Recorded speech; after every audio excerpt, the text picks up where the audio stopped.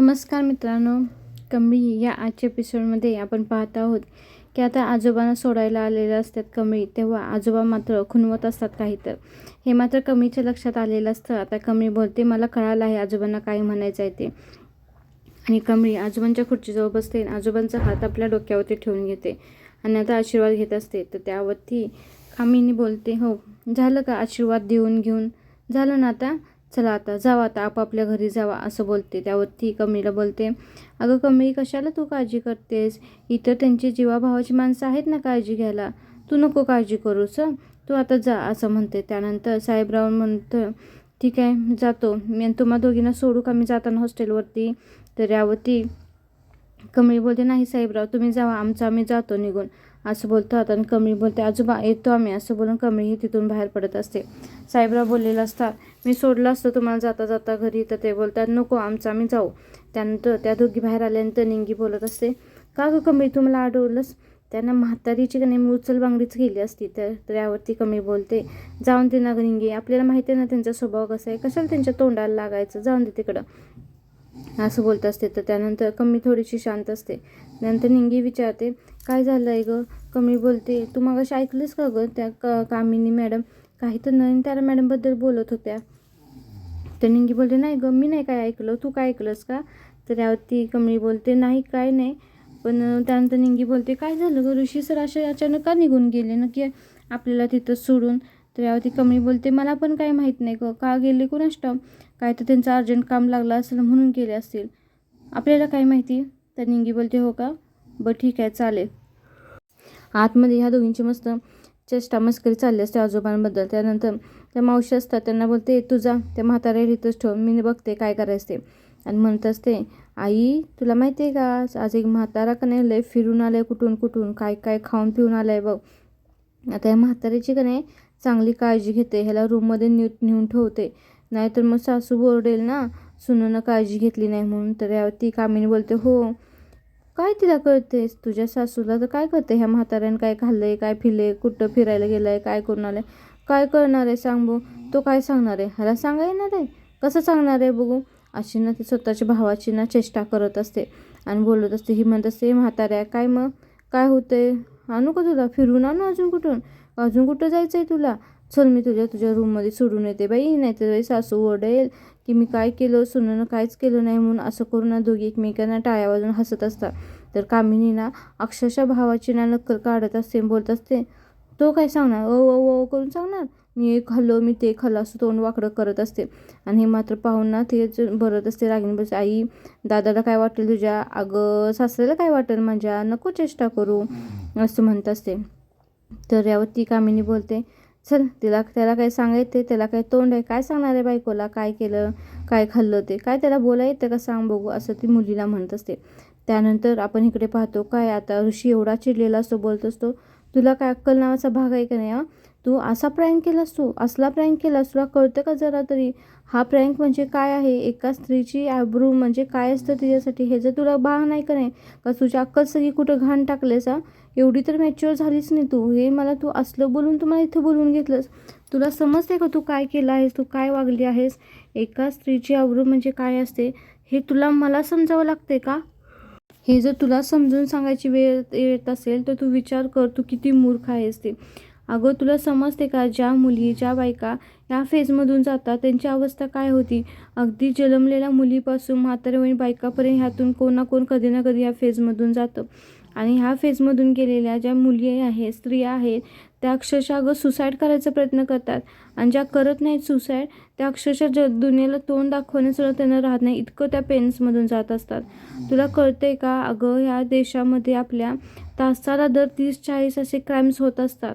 But ते सगळं जाणते आपल्या महाराष्ट्रात, तर तुला कळते का किती होतात ते. तू जरासं ना न्यूजपेपर उघडून बघत जा की प्रत्येक पानावरती, मग तुला समजेल की हा किती घन विषय आहे. तर यावरती बोलते, ऋषी एवढं काय झालं आहे, मी छोटासा प्रँक केला, तुझं काय प्रँक केलास, तुला अक्कल नावाचा भाग आहे का नाही, बोलतेस तू प्रँक केलास ती म्हणून, म्हणजे तुला एवढं सुद्धा कळत नाही का तू कशाबद्दल बोलतेस, काय बोलतेस ते, असं तिला ओरडत असतो. तुझं धाडस तर कसं झालं हा विषय काढायचा आणि असं माझ्याशी बोलायचं. तुला एवढीसुद्धा अक्कल दिली नाही का देवाने? इतकी कशी तू मूर्ख आहेस? असं ना तिला बडबड चालत असतो आणि म्हणत असतो, हा विषय किती गहन आहे, किती इश्यू क्रिएट होतात. तुझे हे केलं आहे ते एकदम पथेटिक केलं आहे, तुला लाज वाटायला पाहिजे, असं ना तिला खूप बडबडत असतो. त्यानंतर ऋषी बोलतो, हे जे केलंस ते केलंस, मी आत्तापर्यंत गप्प बसलो होतो कारण की तू माझी स्टुडंट आहेस, अन्नपूर्णा आजींची नात आहे आणि तुला काहीच वाटलं नाही. तुझ्यासोबत आजोबांना घेऊन गेलो होतो ना गं मी फिरायला, हां, आणि तू मला असं प्रँक करून इथं बोलून घेतलंस. तुझ्या आजोबांना मी तिथंच सोडून आलो होतो, ते घरी कशी जातील, काय जातील, ह्याचासुद्धा तुला विचार आला नाही का गं? हां, आणि अशी कशी आहेस तू? मी आत्तापर्यंत गप्प होतो, तुझी इमॅच्युरिटी पाहत होतो, पण आता गप्प बसणार नाही. आता माझ्या सहनशीलतेचा अंत झाला आहे, आता मी शांत बसणार नाही, असं तिला बोलत असतो. आणि तिला आणि परत बोलतो, इथून पुढं असं वागण्याचा प्रयत्न जर केलं ना तर माझ्यासारखा वाईट कोण नाही, असं बोलत असतो तिला. आता मात्र हिला खूप वाईट वाटलेलं असतं आणि राग तर खूप ऋषीचा आलेला असतो, कारण की ही गेली होती प्रपोज करायला, एक पण झालं काय उलटंच. ती बोलत असते, अरे ऋषी, मी असं डायरेक्ट बोललं असतो तर तू आला नसतास ना, म्हणून मी हे सगळं केलं होतं. तर तो बोलतो, तुला लाज वाटायला पाहिजे, जो तू केलंस तो हा विषय किती घन आहे हे तुला कळालं नाही का? अगं म्हणजे तुला एवढं तर कळते का? एखादा पेपर वाचून बघ, त्यामध्ये कळ की ह्या फेजमधून ज्या मुली स्त्रिया जातात, दिवसाला तासाला किती जणी जातात. एक जन्मलेल्या बाळापासून शेवट म्हातारी बाईपर्यंत ती फेजपर्यंत जाते. त्यानंतर ऋषी तिला शेवटचं बोलून गेल्यानंतर मात्र आता ही खूप चिडलेली असते. अक्षरशः सगळ्या बनवलेल्या वस्तू सगळं फाडत असते, सगळं उद्ध्वस्त करत असते, इतकी ती चिडलेली असते. आणि तिनं जे डेकोरेशन केलं आहे त्याला आगी लावत असते आणि सगळीकडे जळफाट करत असते. आणि त्यानंतर आपण पाहतो काय, ती इतकी चिडलेली असते की तिच्या मैत्रिणीसुद्धा तिच्याजवळ थांबलेल्या नसतात. त्यानंतर आपण इकडे पाहतो काय, इकडे आपल्या आयशू डान्सचं प्रॅक्टिस करत असते, कारण की उद्या स्कूलमध्ये ना तिच्या टीचरांनी नवीन डान्स करून दाखवायचा म्हणून सांगितलेलं असतं, पण तिला काहीच आठवत नसतं, ती सारखी विसरत असते, म्हणून तिची चिडचिड होत असते. त्यानंतर ती अजूनही प्रॅक्टिस करत असते, आठवत तसं करायचा प्रयत्न करत असते.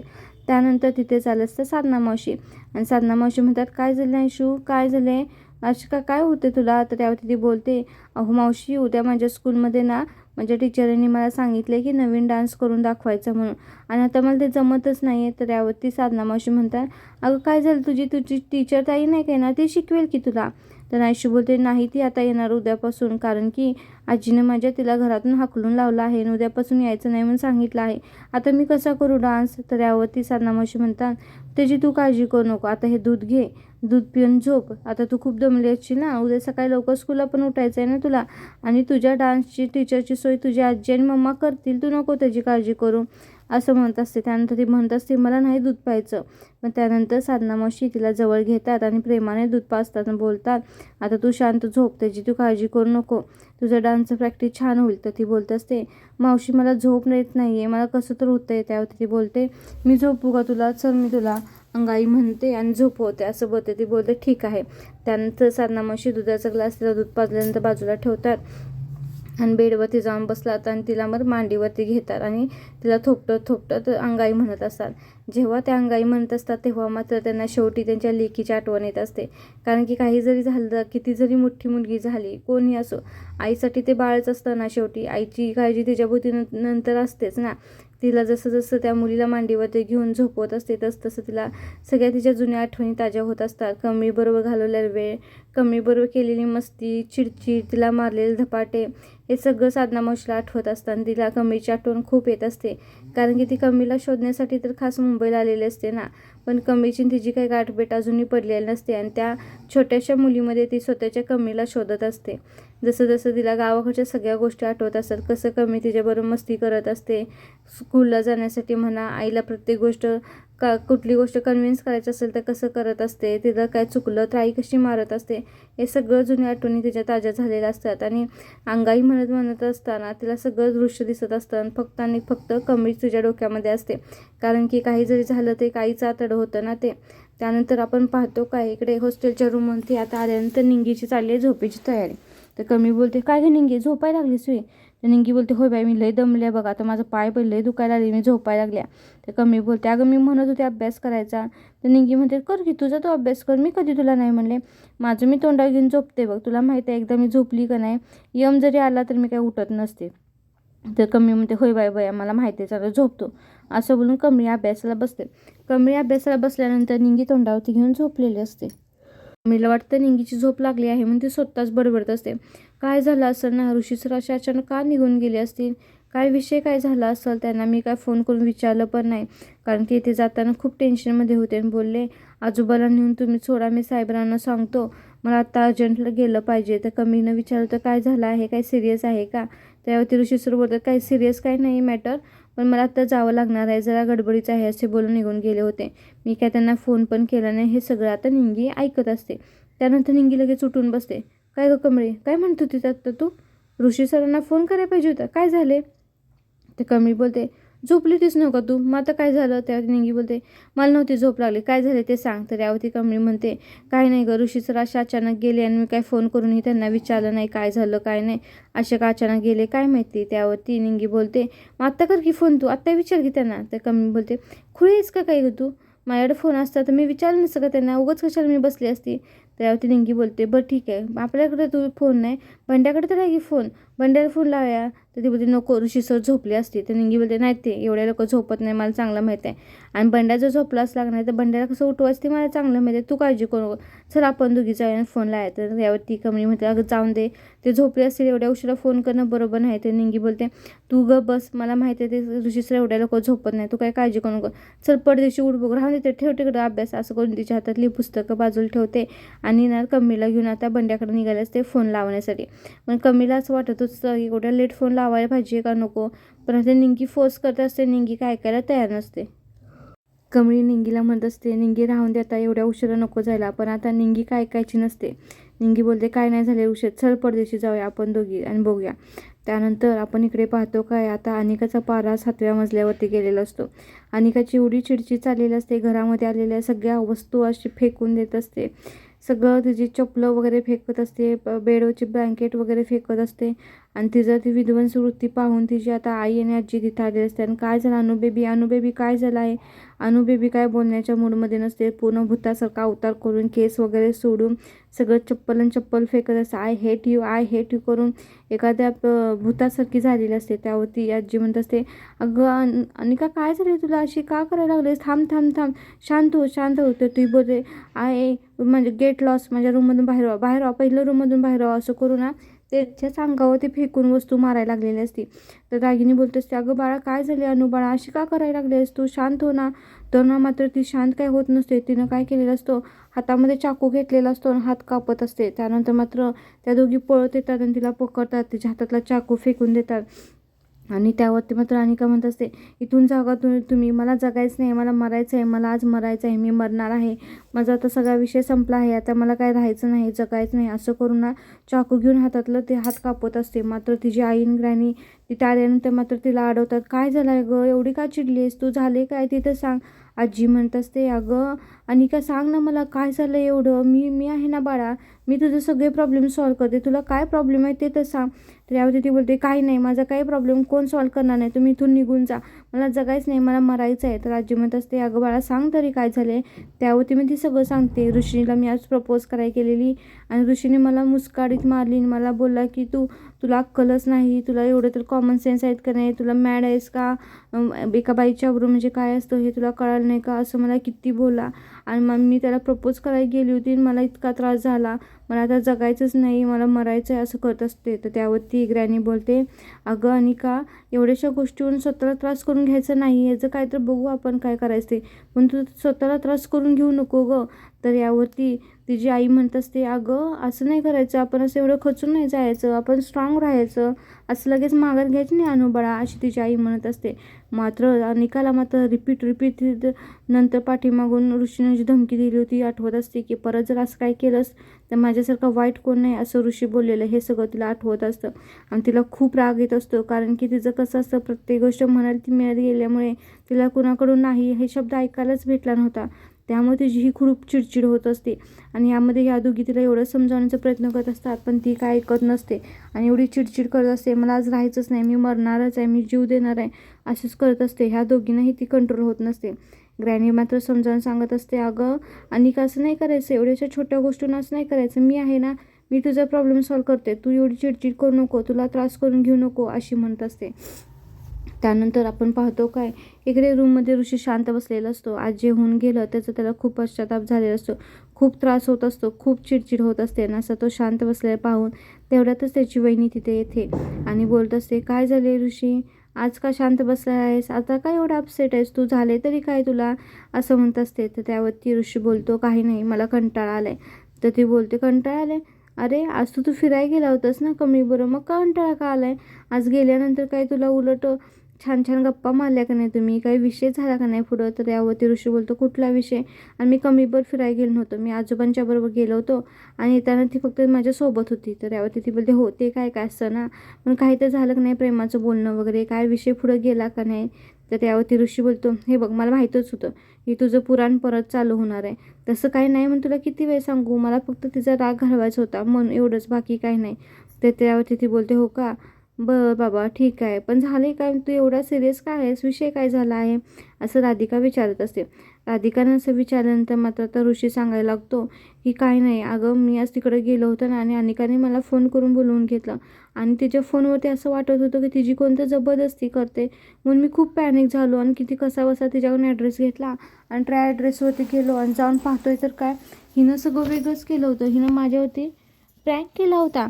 अगं तिनं काय केलं होतं, तिथे सगळं डेकोरेशन केलं होतं आणि तिनं मला प्रपोज केलं. तर त्यावरती राधिका बोलते, काय प्रपोज केलं तिनं तुला, मूर्ख आहे का काय ती मुलगी, आणि ते असे. तर ती बोलते, हो असं केलं तिनं, म्हणजे असा तुला फोन केला होता, जबरदस्ती करतात म्हणून. तर ती बोलतो, हो तिनं सगळं असं केलं होतं आणि मला खूप राग आला होता आणि मी अक्षरशः तिच्या कानफाडीत लावली आणि मी तिला खूप बोललो, असं बोलत असतं. तर यावरती राधिका बोलते, अरे ती चुकलीच आहे, पण कसं एका मुलीला मारणं हे योग्य आहे का ऋषी, आणि ती काय मूर्ख मुलगी आहे का, तिला एवढं तर कळत नाही का, असं कोण फोन करून बोलवेल घेईल का, मुलीला काय तर झाले, आपल्याला काय तर होते असं कोण करेल का, काय हिला कळतं का नाही, अशी का दरवेळी का करते, काही ना काही तर वेगळं का असं ते सगळं करत असते.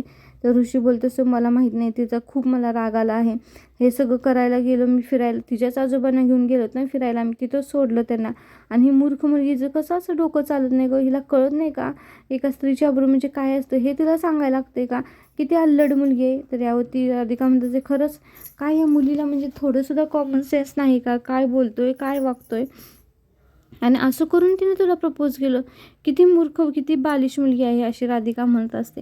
आता ऋषीला खूप राग आलेला असतो आणि ऋषीनं मारले म्हणल्यानं त्या राधिकाला थोडंसं वाटतं की खरं त्यानं हात उचलायला नाही पाहिजे होता असं तिला वाटत असतं. त्यानंतर आपण पाहतो काय, इकडं ह्या दोघी आलेल्या असतात आता बंड्याला उठवायला.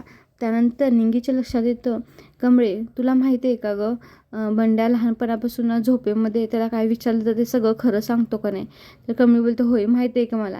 तर निंगी बोलते, चला आपण आज नाही ह्याची मज्जा करूया, त्याला नाही उठवायच्या आधी आपण त्याला काय तर त्याच्याकडे काढून घ्या. तर कमळी बोलत असते, अगं नको ना, झोपलाय शांत, झोपून दे की, कशाला त्याला उगाच त्रास देते. तर ती बोलते, निंगी बोलते, त्याला काय होतं एवढं, चला आपण एक मज्जा करूया असं बोलत असते. मग आता निंगी काय करते, तिथली खुर्ची आणते आणि खुर्चीवरती बसते आणि कमळीला बोलते, चल तू पण बस, चला आपण त्याची आज गंमत करूया. आता बंड्या मात्र झोपेमध्ये असतो. बंड्याची सवय काय असते, झोपेमध्ये त्याला काय विचारलं की ते सगळं खरं बोलत असतं. मग आता निंगी एक एक करून प्रश्न विचारायला लागते बरं का. निंगी पहिला प्रश्न विचारते, ए बंड्या मला सांग की तुला लहानपणापासून काय बनायचं होतं ना. तर बंड्या म्हणतो, मला अक्षय कुमार बनायचं होतं. त्यानंतर निंगी प्रश्न विचारते, ऐक की ती आपल्या गावातली ती पुरगी होती की नाही, तिच्या मागं कोण लागलो, तर तू बंड्या लागला होतास का ते आपल्या वरच्या आईचा बंड्या लागला होता. तेव्हा ते बंड्या बोलतो, नाही आम्ही दोघं पण नाही, तर दुसऱ्या गुन्ह्यातला तो अक्षय लागला होता आणि ते दोघांनी पळून जाऊन लग्न पण केलं. असं बोलल्यानंतर त्या दोघी हसत असतात. परत निंगी विचारते, ऐक की बंड्या तुला सांगू का, तू ते लहानपण असताना त्या माळ्यावरच्या दादांचं त्यांचं पैसे चोरलं होतंस का नाही रे तू. तर यावरती बंड्या म्हणतो, हो चोरलं होतं मी पैसे, पण मी तेव्हा लहान होतो. मग ती बोलते, मग आता त्यांना कळालं तर काय होईल. तर तो बोलतो, कळालं तर कळालं, त्यावेळी खाल्लं की मार, आता नाही डबल मार खाणार. असं सगळं चाललेलं असतं. निंगी मात्र एका पाठीमागून एका पाठीमागून वेगवेगळे प्रश्न विचारत असते आणि बंड्या त्याची खरोखर उत्तरं देत असतो. त्यानंतर निंगी बोलते, बरं ठीक आहे, मग त्यांनी नाही मारलं तर आपलं आबा मारतील की. कमळी बोलत असते, बंड्या आता ते नाही मारतील पण आपला आबा मारू शकतील की रे तुला. तर यावरती निंगी पण आता पाठीमागून तर प्रश्न विचार, होय कमी कशी म्हणते बघ, बरोबर आहे का नाही. आता त्या दादाने जरी मारलं नाही का नाही तुला, तर आबा मारू शकतील की तुला. तर आता मात्र बंड्या झोपेमध्ये खरं बोलतो हे सगळ्यांना माहीत असतं आणि बंड्या आता बोलणार असतो. तर बंड्या काय होतं, आबा कुठलं मारतील आता, आबा कुठं येतील मला मारायला असं बोलतो. हे बोलल्यानंतर मात्र ह्या दोघींना कळतच नाही, हा अर्धवट असं काय वेगळंच काय उत्तर बोलतोय, आबा कुठं गेलेत आबा कुठं नाही येतील मारायला. त्यानंतर कमळी थोडीशी शांत होते, बोलते, असं का बोलते बंड्या, आबा कुठून येतील म्हणजे, चल उठू बघू ह्याला, असं करू नये. त्या दोघी त्याला हलवून हलवून उठवतात. असं का हा बोलला, तर त्याला आत्ताच विचार, चला असं का बोलायला लागलं, तेव्हा आबा कुठं गेली ती, ह्याच्या म्हणण्याचा अर्थ काय ह्या दोघींना कळत नाही. मग त्या दोघी त्याला हलवून हलवून जागं करतात. बोलते, बंड्या काय म्हणलास आत्ता, सांग बघू तुला काय म्हणायचं होतं, आणि तू आबांच्याबद्दल काय म्हणत होतास. तर बंड्या अजून झोपेतून सरळ जागा झालेला नसतो, पण ह्या दोघींना अक्षरशः त्याला ना झोपेतून जागा करून उठून बसवलेलं आहे. आता नक्कीच आपल्याला उद्याचा एपिसोड पाहावा लागणार आहे की काय होणार आहे ते.